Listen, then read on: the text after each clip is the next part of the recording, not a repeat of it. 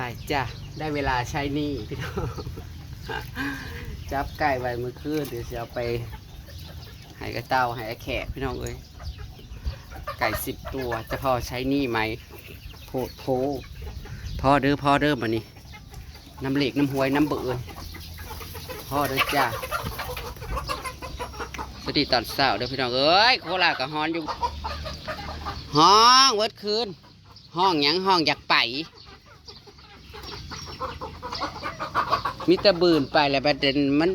ตีอย่างไรแล้วเจ็บบาดนี่โอ้ยังห้องเบิ่งอยู่มันออกแล้วตัวหนึ่ง10 ตัวจะพอใช้หนี้ไหมเนาะ2 4 6 8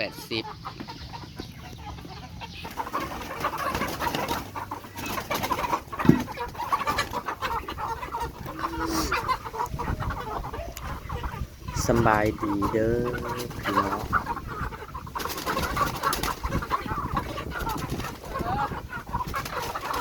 10 ตัว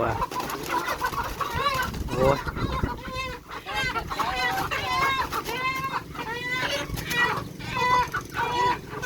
ค้ากับประมาท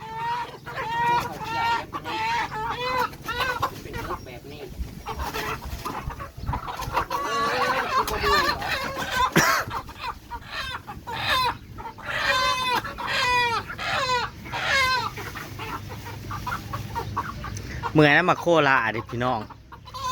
เบิดมือเบิดคืนนี่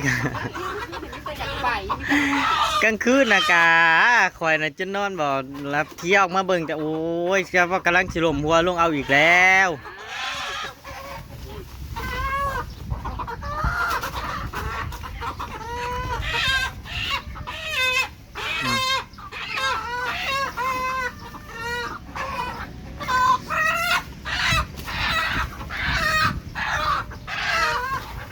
หลังจากที่หวยออกพี่น้องฮาร์ดฮาร์ดเนี่ยใส่หนีก่อน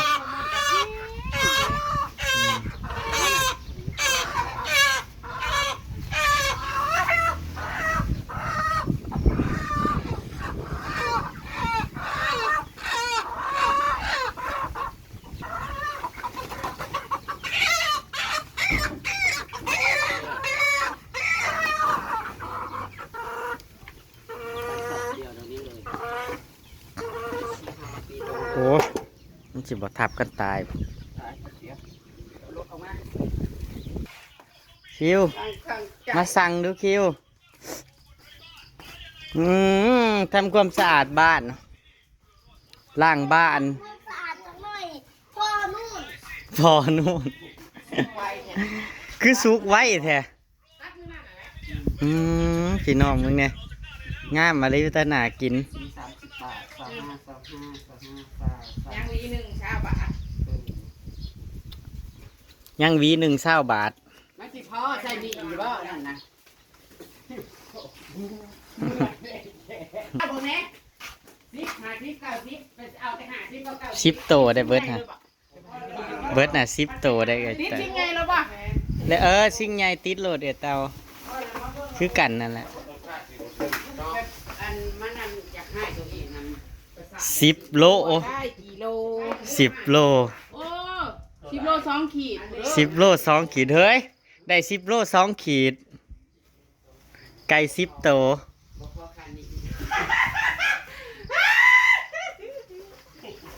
ดูว่านี่เท่าไหร่เป็นนี่นะสมมติก่อน360ใกล้แต่10 โตบ่ได้อันนั้นได้เตาบ่ได้ผูกขาดย่าแหละนั่นแล้วจำบ่ตายว่านี่อันก่อน360หมู่บ้านนี่300 660,160โตแค่นี้10 โตได้10 โลยังซื้อจะอย่าถือเกินคนอย่าถือเกินคืนเอาลงมันบ่อยากตู้ยิ้วมันเปียกเอาออกก็ดีเป็นพันปิดน้อยไปนะพอล่างแล้วปดก็สิโตเพราะสนิทจ้าพี่น้องนี่สิเดี๋ยวมาเติมร้านอยู่ประมาณ100 กว่าบาทมีหนักเท่าไหร่บ่500จ้ะปวดหัวเด้ปวดหัวเด้ไว้หยาดหนูของปาริโอ300เนาะ360จับหนู1,100เป็น1,000เท่าไหร่ก็1,160แม่จ้า ยังสิมาตื่นเจ้าเท่าไหร่บ่ บ่ ตื่มเอาบ่ เขาสิมาตื่น จะตื่มแล้ว140 บาท เพราะว่า1,000ก็20 บาท เจซีกินหนูเจซีกินไก่มือเดียวชิปโตกับโมอี้ เหลือใจซื้อเลขบ่เหมือนน้ำพี่น้องเอ้ยเมื่อคืนนี้เลขแล้วนั่น เลขเอาชิปตัดน้ำ บัดนี้แจ้งน่ะมันน่ะถือแต่เลขไทยพี่มาฮอดเลขลาวคือ เนาะร้านมันดวงดีเรียนล้อ แทนมันเว้าอยู่เลขหมูเมื่อวานนี่กะ นะ แล้วก็บ่ได้จะซื้อแท้แต่ว่าเขาอันถือเลข3ตัวอยู่ลอยๆอยู่ก็ได้ ถึงตามตัวอยู่เมื่อวานนี่ครับ บ่สอบ ช่อง ท้อง ตัว มือ ก็ ก่อนนั่น มือคนนี้ก็เนาะเอาอยู่คูสม อื อง มถือรวมแล้ว6-70 บาทอร่อยบ่ได้มันน่ะ เอาไก่มาขายบ่ได้ฮอนมากล้วยหวีหนึงกลับเพื่อน เป็นยังเป็นดีอีกบ่ได้จบ ยังเป็นหนี้อีกยังบ่ พ จ อบ เด้อเช้าเด้อบัดได้เลขนี่เด้อ สบายดีปลาลูก บ่ได้กินหมูกระทะจักเทื่อเลยเนาะคิว เอ้ยเพื่อจะได้กินหมูกระทะนั่น ขายไก่ก็บ่ได้เงินคิวเอ้ยอยากให้เด้สบายดีข่อยอยากให้เด้ สวัสดี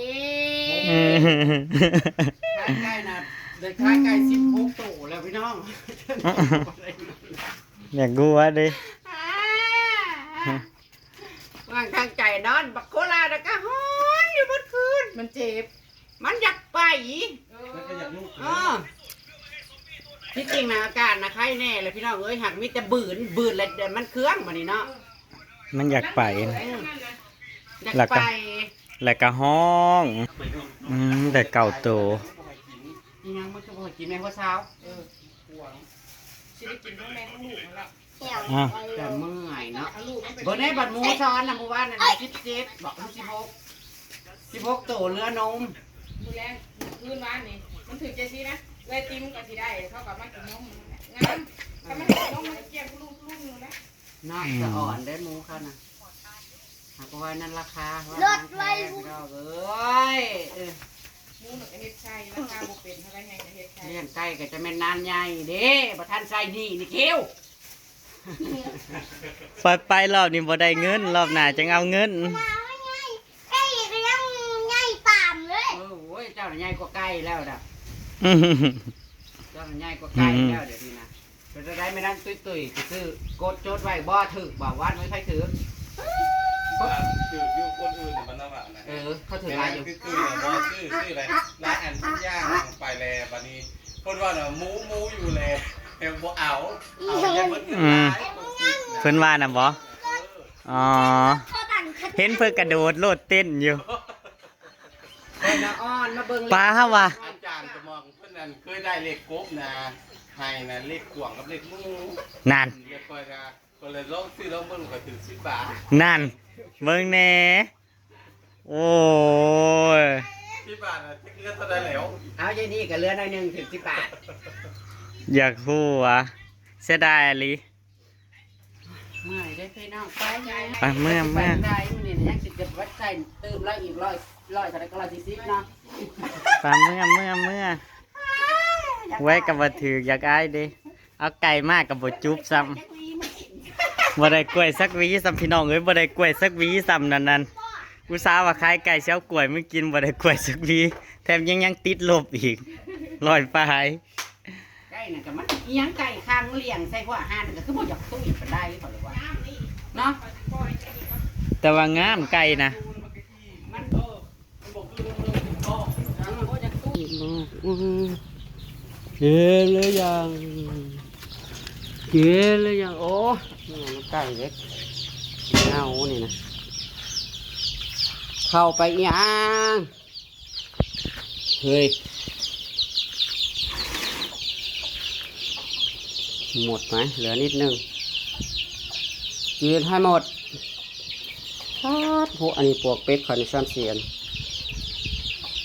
เป็นฝุ่นพี่น้องเลยเป็นฝุ่นลงหน้าอีกซีแนะนำว่าให้เอายาแก้หวัดทิฟฟี่มาให้กินไก่ที่เป็นตาบวมมือนั้นเนี่ยอันเป็นอะไรยังกินหนาไปปูดปิดขึ้นนะก็บ่ได้เศร้า ซื้อยามาหยอดอยู่ก็ได้อันตาเปียกไม่ยีดมันญาติอยู่ก็ได้เป็นแล้วก็โอ้ยติ๊กติ๊กติ๊กติ๊กติ๊กนี่นะบ่เป็นตลอดแล้วติ๊กติ๊กติ๊กติ๊กติ๊กกินเฮิร์นมดอาหารนี่กินหมดแล้วจะเอามาให้ใหม่อยากกินปวกอันนี้อยากกินปวกฮะมันกระฉี่เพลินเนี่ยเบิ้งอย่าบอกห่วย